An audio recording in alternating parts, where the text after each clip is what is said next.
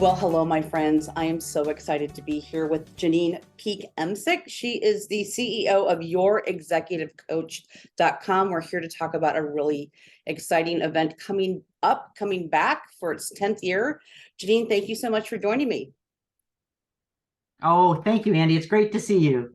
Yeah, good to see you too. Well, why don't you just tell us a little bit about you, and then we're going to talk about the Professional Women's Connect. Oh, I'd rather talk about Professional Women Connect, but kind of as an introduction, I've been in Omaha for almost 14 years now. Wow. And moved here from the Chicago area. And I love helping people through hard places. And that's the bulk of my work as an executive coach. And so I've had an executive coaching practice for a little over 30 years, and it's integrated with organizational change and helping organizations align with vision. And then my husband and I also have a commercial design studio called Emsick Architects, which interestingly, people tend to have a little more interest in an architecture business, and it's a lot of fun to work with my husband on building great buildings. And so those are the two things that I have as formal employment, as well as some teaching. I teach as adjunct at Creighton in their MBA program on change leadership, as well as at a seminary up in Canada called Tyndale on something called the Person of the Leader for a Doctor of Ministry program. And so I keep busy kind of juggling a few of those different hats, and then love some of this community service that we do as an organization. Yeah. Well, yes, you are really busy. And I know, though, you have made so many wonderful connections. Your time here in Omaha and the Professional Women Connect that's coming up here on Tuesday, May 9th. It's been on a little hiatus with the COVID and the pandemic, but it's back. And let's talk about that. And we've got a great speaker. You're going to be interviewing a wonderful woman. So yeah. So I'm really excited. In fact, so Professional Women Connect was teed up it actually had record registration for a March 31st event back in 2020, featuring Christy Johnson, who was with the FBI at the time. Yeah. And we were all figuring out what to do.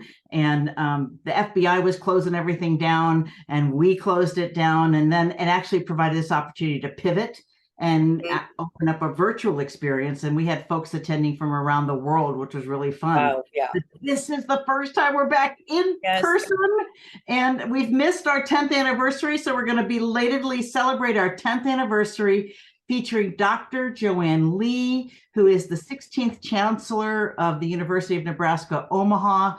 And she is just amazing. Yeah, her story really is.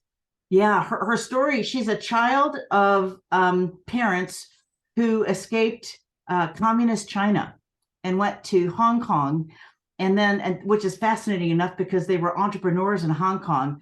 But Dr. Lee's story includes being an immigrant to the United States as a student, and just having an amazing career that features her tenacity, her brilliance, and all of that landed her here in Omaha, Nebraska. And so we'll be featuring that story at our belated 10th anniversary on May 9th. And what inspired you to start this 10 years or 12 years ago? I mean, however long ago it was. Yeah. So it's, for me, it's connected to my own story, because I moved to Omaha back in 2009 to get married for the first time at almost 50. And I knew nobody except for members of my husband's very large family. But I had to put on my big girl pants and figure out how I would get to know the community. And it's an interesting story that I met one woman who happened to be on a golf foursome at a nonprofit event, who knew a bunch of people, and she connected me to people, and they connected me to some folks who said, gosh, I would love to have a way to create an intersection between our two networks. Not my network, I didn't have one. So our two networks, and we got together for coffee, and they each had these great networks. Tammy Moore was the director of the Masters of Organizational Leadership at College of St. Mary at the time. And Okay. Diane Stewart, I don't know if you know Diane, she seems to know everybody. Yes, I do know Diane. She Yeah. knew all of these people. And dude, I knew I could figure out how to put an event together. I didn't know anybody. And so the three of us said, how can we make this happen? And so literally we compiled their two mailing lists, and College of St. Mary offered to host the space. At that time, we did it at College of St. Mary. And Tammy Murr was our first speaker. And our focus was on how do we help women build social capital. And social capital is this network of relationships that we have. And the research that Tammy, Dr. Moore had done had shown that women aren't as intentional about that. And we thought about how could we inspire people with a story, right? How do we inspire people with the story of a professional woman, and then create an experience that facilitates creating intersections? Yeah. And so what's kind of fun for me, and I say this to folks and they're always surprised, is that I don't like networking. And in fact, I usually say I hate networking. And that always surprises people. So what does an almost 50-year-old who is just herself in her business do to meet people when she moves to a new town? And so what I learned about myself is that I'm good with networking if I have a job to do. And so my job became hosting Professional Women Connect. And so I understand how hard it is to go into a room of people I don't know and need help in starting communication, need help in developing relationships with others. And so from that lens, that I brought that into it. The other thing that research showed is that executive women, their preferred way of spending an evening is to get together with some of the women that they know who are also executive women and have a glass of wine and dinner. It isn't to necessarily go into a room of women and meet some strangers. And so the challenge was, how do we bring these two groups together? Because Professional Women Connect attracts around 100 women, 100 to 110, 120, from the C-suite to the front line across industries. So we've been successful in creating a meaningful experience for all of those varied interests. And so it's interesting that the executives who come once, they often keep coming back, and the featured guests keep coming back. And so it tends to be just a wonderful, uplifting, energizing presentation, and then open time of networking for folks who are great at that at the front end, with appetizers and a couple glasses of wine, just to connect with folks that you might have come with. Yeah. Well, that's a nice segue because you mentioned featured guests. So tell us about some of the women you've had the opportunity to interview over the years. Oh, we have been so fortunate. So Tammy Murr started it off. Pam Hernandez, who was an executive with Woodman at the time, was next. Sella Quinn, who is she had just won the Entrepreneur Woman of the Year from I think it was from the Chamber at the time, and she just has an amazing story. So Sella Quinn, Big Mama, I don't know if you remember Big Mama, who was featured on the Food Network and was an entrepreneur. Unfortunately, we've lost Big Mama, as well as a couple of other key speakers. Smith Camp, who was the Chief Justice of our U.S. District Court. Deb Gilg, who was the district attorney for us. Susan Courtney, who was with Blue Cross Blue Shield and who navigated, she was a flight navigator with the Navy, took flights 12 hours from the California coast towards Russia, and then had this antenna that went down to a submarine, and then sent the codes to the submarine that would have been to launch a nuclear attack. And then I missed that one. Wow. Just to make Mallory Maddox, who went from being a broadcaster in town to being a marketing executive, and she just began as the chief marketing officer with Scooters. So just amazing women who are not just premier leaders in our community, but whose personal stories inspire us. Yes.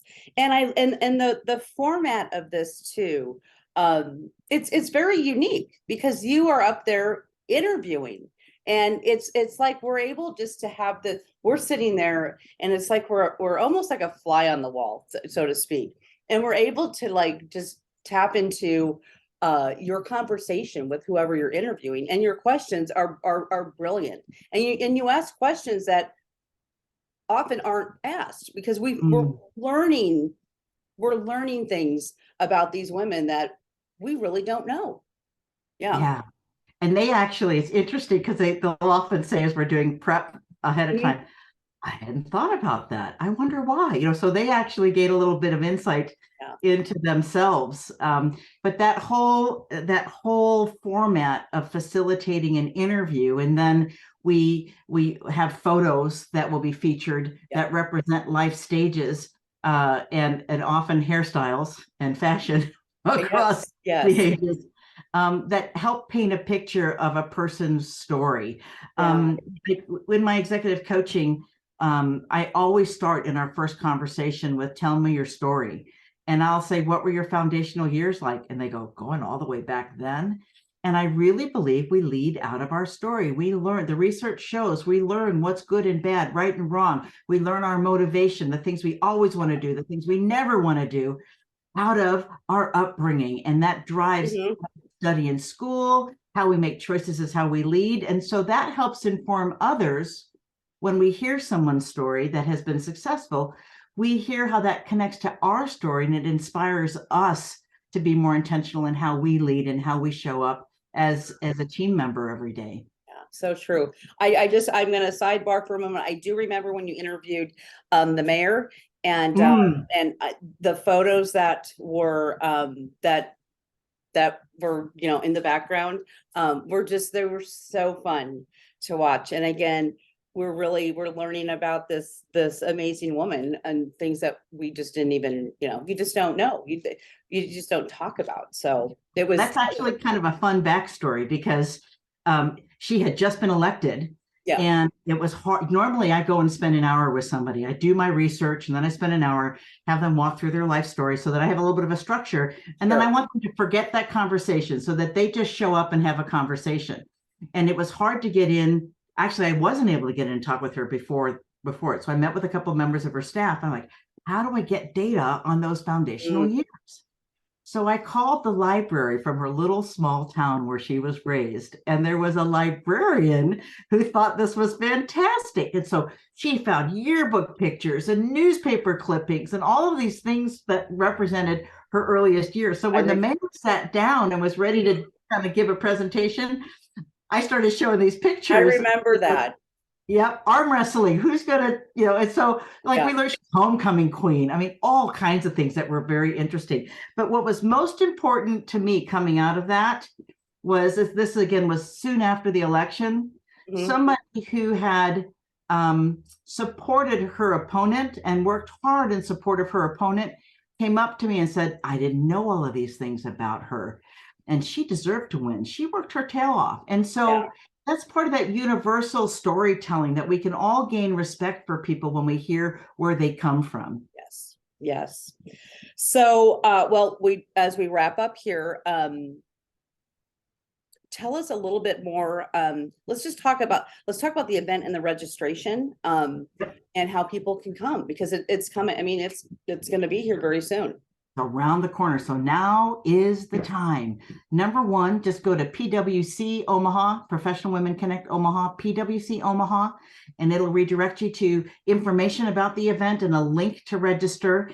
You can register as your own person. It's at the Scott Center in the Exarban area. So you can register as just yourself, or you can, we have some discounted tickets where if you register with 2 friends, so bring 3 of you, you'll be able to get a discount to come together. And so I just encourage you, check out pwcomaha.com. There's a link there that'll take you to an Eventbrite site where you can purchase your tickets, and bring a couple of friends, a couple of colleagues. If you're a leader in your organization, bring a couple of women who work on your team where you know that they would benefit from establishing relationships with additional women in the community, because we facilitate the event in a way that you will absolutely meet at least 5 other women. Yeah, it's great. And so are we planning to have more this year? We're going to do one this year Okay. because in the fall, we'll be coming back with our Oh my gosh, gratitude yes, summit. yes, the Gratitude Summit, So which save the was, date. I'll put a little save the date yeah, plug in go there for it. for November 7th, and we will be Yeah, doing our executive breakfast in the morning, a midday summit event, and an evening student and young professional event. And we're really excited about the things we're teeing up for this year. So yeah. save the date for that.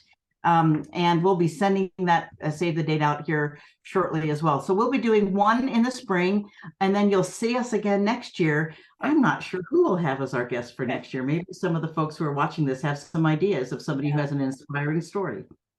Well, thank you so much, Janyne, for joining me today. It's always great to see you. I'll see you on the 9th. And Great. I hope to see everyone who's watching this on the 9th, May 9th, at the Scott Conference Center for the women's, or for the Professional Women Connect. It's amazing. So you don't want to miss it. So thank Thank you. you. I look forward to seeing you, Andy. Thank you so much for inviting me to join you today. You are welcome. And folks, don't go away. We will be right back.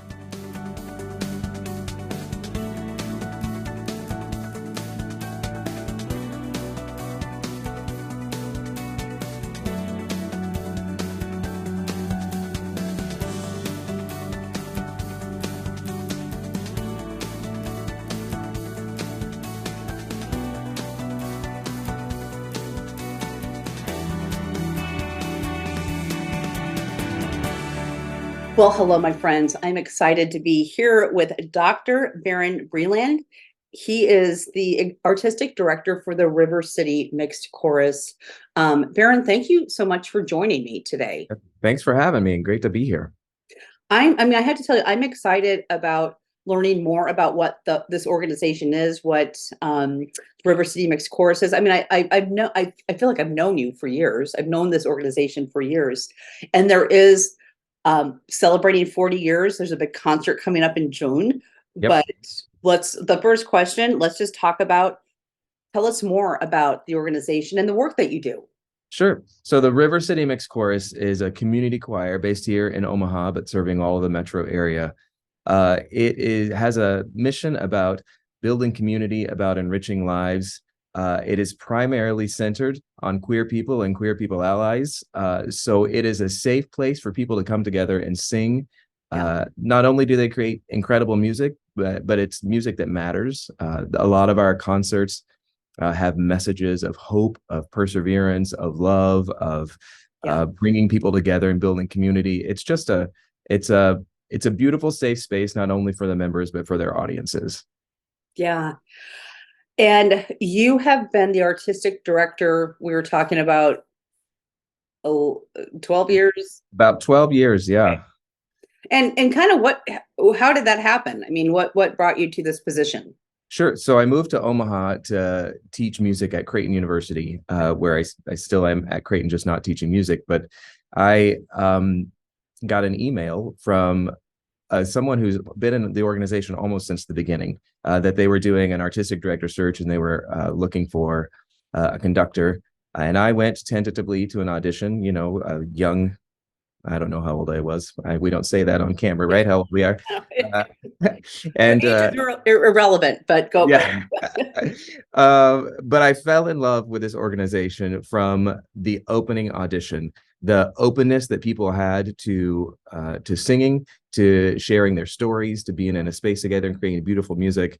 At the time when I started 12 years ago, it was a little under 40 people. We're now at a size of about 140 people. Wow. It had a 5-figure budget, and that has grown to well over 6-figure budget. It's been an incredible decade of growth for this organization, as just the community has embraced this type of choir that just sings about love and hope. Yeah, and I actually know several people that are in the choir. I will say I've yet to go to a concert. We're going to talk about the concert We'll get you there. I'll send you some tickets. Yeah, absolutely, on June 10th. But I'm going to backtrack for just a second. Something just popped in that was kind of off, that was not on our talking points. But looking at the 40 years, when this started. And actually the question I was gonna ask, like over the pandemic, did that, I mean, how did that change things a little bit or not? Absolutely. Especially for an organization that thrives on being together, on finding community in the same shared space. We had to work really hard to create those spaces over Zoom. We put out a couple of virtual choirs, but virtual choirs, virtual means almost. And an almost choir is not the same as a choir. There's something magical that happens when bodies are in a room together. They start breathing together, heartbeats start to line up. Wow. Yeah. So it was challenging. We had to find unique and creative ways to sort of still stay together as a team. But it was certainly a major challenge for all performing arts organizations, especially choirs who rely on breathing and mouths and aerosols. It was a tough time, but we've certainly weathered it. We've come out stronger and bigger than ever. The financial support we received from patrons and audience members and people who wanted to make sure that the music kept going has just been incredible. We're super grateful. And there's just that whole energetic thing. First of all, when you're using your voice and when you're singing and the energy, and again, being in a room, it's explosive. Yes. And, as much as, thank God we had these other technology pieces in place, but there's nothing like being in person. So Absolutely. going to segue into the Saturday, June 10th, our own kind of music, a 70s celebration. I love 70s music.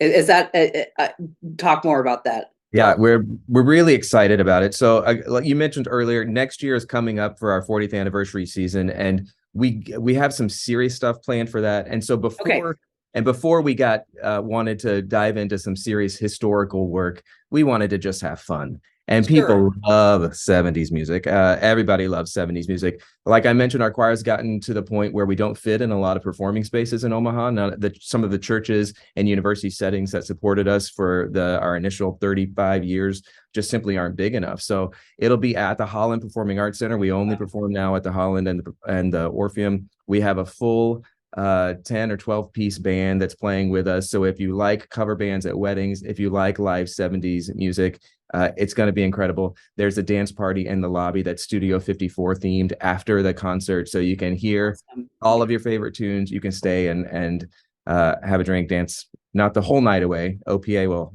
shut us down after a while, but you can dance part of the night away in the Holland lobby. Sure. And I'm on your website too, rcmc.org. So I'm looking over this way to your website. Yep. There's a lot of information about concert support, how you join, shop, book you guys to perform at a charity event or any event for that matter, how to donate. But again, I encourage, rcmc.org, our own kind of music. I love I get the whole vibe of the 70s, which was I think just a fantastic time for music in general. Can you give us maybe a sneak peek at some of the songs you may be singing? Oh yeah. So we've got a little September from Earth, Wind and Fire. We've got some Styx, Come Sail Away, Roberta Flack's Killing Me Softly, Landslide, Desperado. There's one or two dance tunes that you might hear at every wedding that you're gonna wanna stay around for. We've got some Chicago. We've got Stevie Wonder, You Are the Sunshine of My Life. We've got Elton John, Your Song. It was an incredible era for music, and for a choir like this that really finds its groove, little pun intended, with America's popular song, it's just a great fit for us. Yeah. So I have a question too, because we've got a few more minutes. So if somebody wants to be involved in the choir, do you have tryouts? I mean, what is the process of being a part of this? So there is an audition. We should come up with a softer word for it, because audition automatically might get people's anxiety raised a little bit. But it is the most casual, relaxed audition. You come in, you sing for me, the assistant artistic director, and the pianist is the only other person in the room. And we just talk about how you love music, why you love music, what brought you to River City. And we figure out what your best voice part placement is. And that's what it is. If you want to be involved with the organization but don't want to sing, there's also a spot for you. We need volunteers constantly at the various events we do. You talked about being able to book us through our website. So there's all these avenues where we need volunteers. We always need patrons, but mostly we just want people in the audience, because the music is not just for us making it, although there is incredible value in just being together and making music, but sharing the stories with huge audiences. That's really what it's all about. And how many concerts do you typically, I mean, I typically, that's not even a word anymore that Right. Yeah. Sorry, I take that back. So moving forward, I mean, how many concerts a year do you perform? Yeah, so we've been doing 2 for a very long time. Starting with our 40th anniversary next year, we'll move to a 3-concert season. Okay.